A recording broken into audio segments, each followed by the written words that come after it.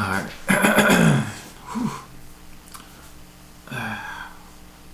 First video, how I do this intro. What's going on, guys? Fresco here. Nah, that ain't. What's going on, guys? Fresco here. That ain't it either. What's going on, guys? Fresco here. Let's just get into the video.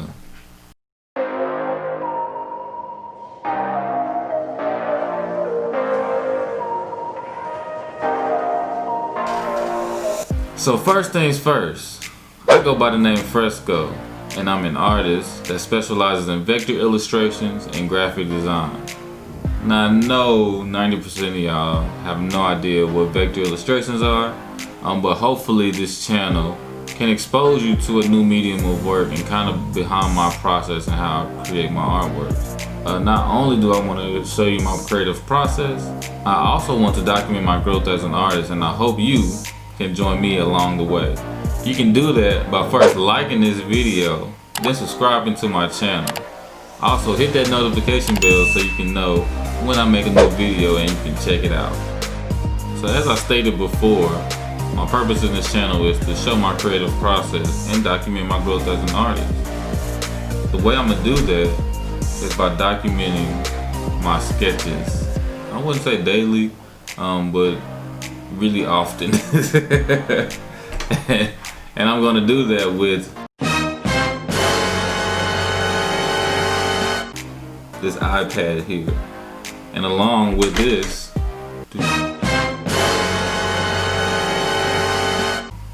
pencil, I'm gonna use this iPad as a sketchbook so I can really sketch out my ideas and get some creativity out of what I do. My vector illustrations are a very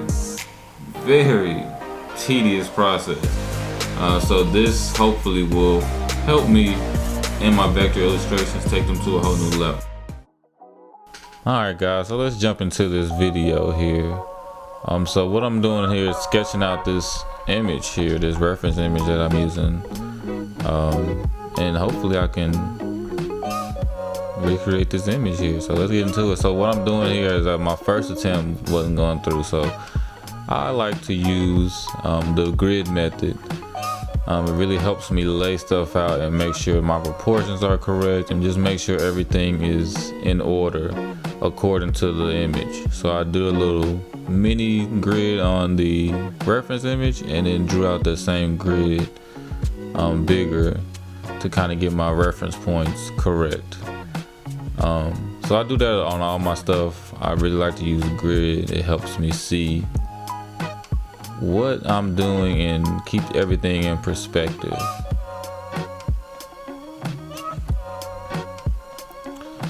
So I got everything sketched out. Right now I'm kind of finalizing that sketch a little bit.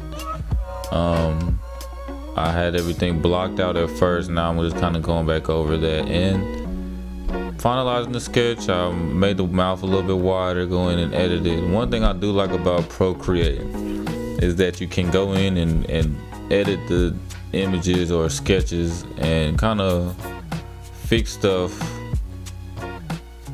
easier than what you would do with an eraser on a traditional piece of paper. So like for example, that nose, it was a little off center. You can just move the nose over a little bit or move it down or up. So I really like that feature in PROCREATE. As you can see, the mouth was a little bit too small, so I just put in a little bit spaces to widen it out. That way, once I do start painting, my mouth is in proportion. So that's what I like about one thing I do. I really like PROCREATE. I'm brand new to this program, so as you guys can see, I am failing miserably at trying to get this color down on this illustration. Again, this is my first time using PROCREATE. I'm literally like 30 minutes into using this brand new program and trying to figure out the different brushes and how they work, how they blend, and how everything works, and I just cannot figure it out. I think this is my third attempt. I haven't been counting yet. I'm pretty sure this is my third attempt, and I still wasn't happy with this. Wasn't the look I was going for, but I was just powering through it. I just wanted to get through it and be like, all right, you got to get something down on a sheet of paper and go from there. So I just kept going with it, even though I knew this wasn't the look I was going for. This kind of took me back to more of traditional painting, with paint and blending with pencils and things of that nature. So that's what it more felt like, which is not what I want to do. I don't want to blend. I want to do all my pieces with no blending. The way I blend is to do it, but it's to layer stuff up, literally with layers, and change the opacity on their layers to kind of create that look of depth and shapes and lights and shadows, things of that nature. So I don't want to do any blending. So I knew doing all this that this wasn't the direction I wanted to go in. I just had to get something on paper.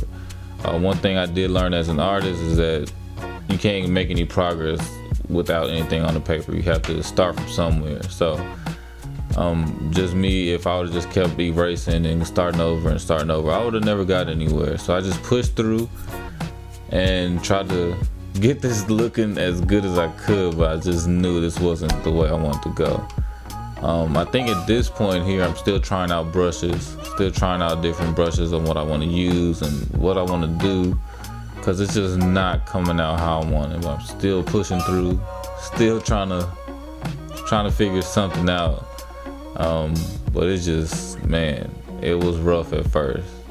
But again, as an artist, that's what it's about. It's about challenging yourself to learn something new. This is brand new to me.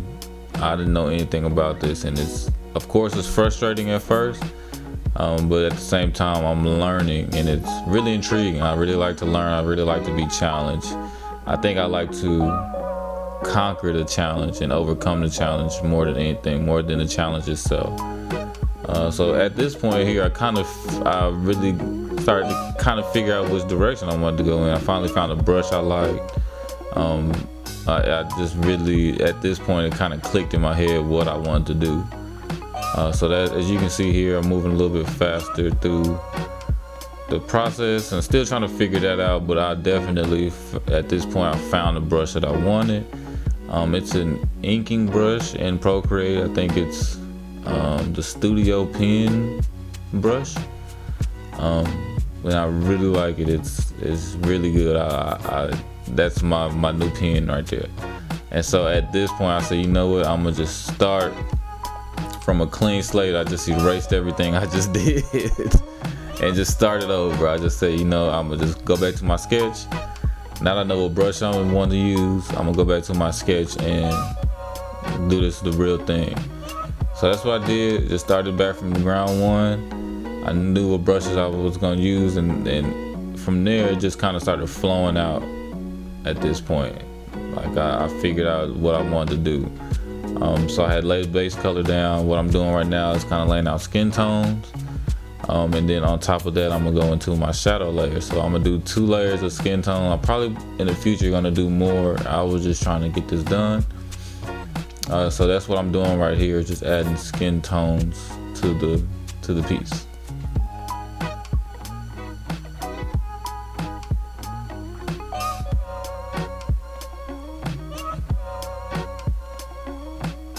The way I'm achieving this is by different layers. So I'm just stacking layers on top of layers.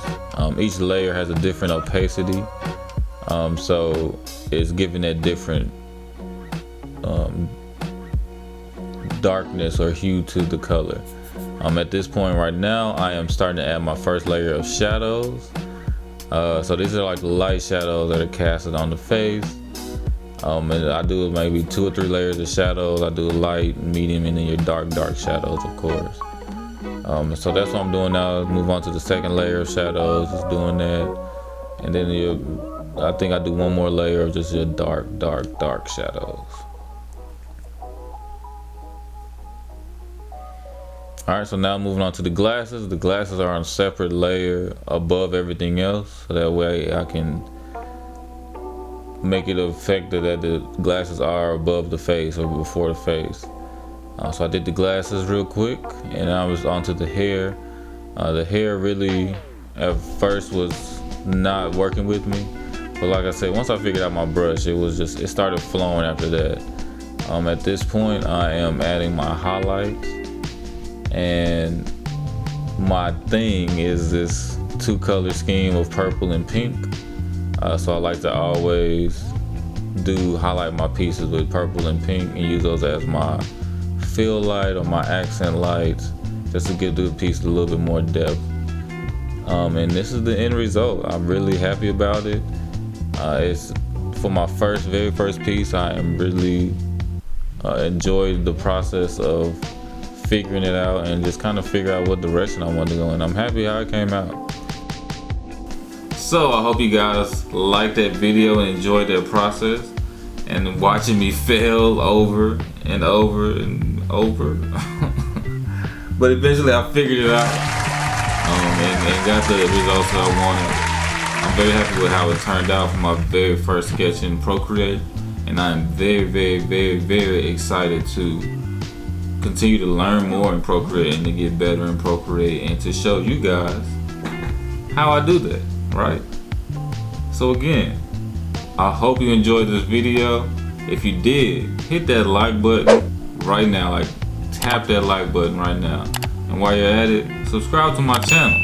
I know you want to, so go ahead and do it. And while you're at that, hit that notification bell so you can keep up with everything I'm doing. And when I post a new video, you'll be the first one to see it, alright?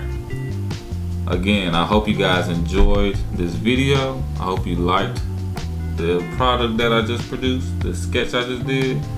And I hope to see you on the next one. Alright? Aha.